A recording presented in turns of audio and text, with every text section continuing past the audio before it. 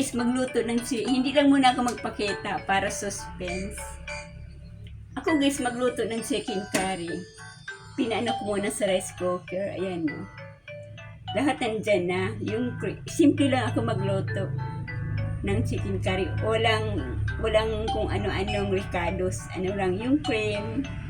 Tapos yun curry powder.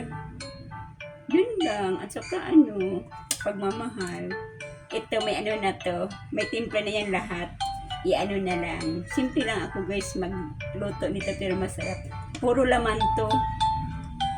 Ginugupit-gupit ko. Yung kanina, yun, may mga buto-buto. Para yun sa caregiver. May kasi dito guys, may pasyente. Ako minsan nagluluto ng caregiver. Ayan, kaya marami ng mga caregiver nakatikim ng aking minong. Simple pero masarap. Ito guys, yan. Chicken curry na puro laman, na walang kabuto-buto.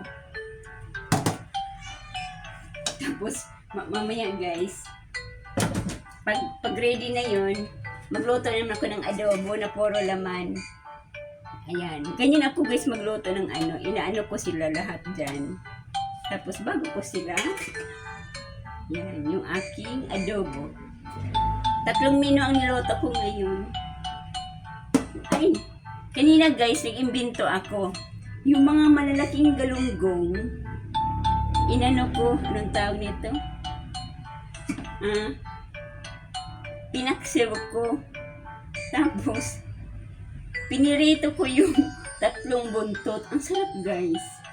Ito.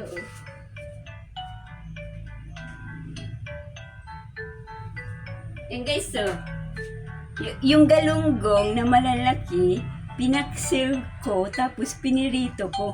Ang sarap niya guys. Tapos, timplahan na lang anong tawag nito?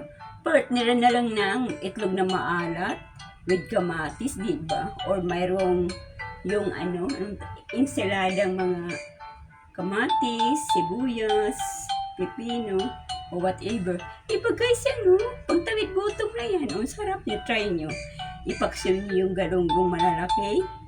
Tapos, ipreto nyo, malinamnam.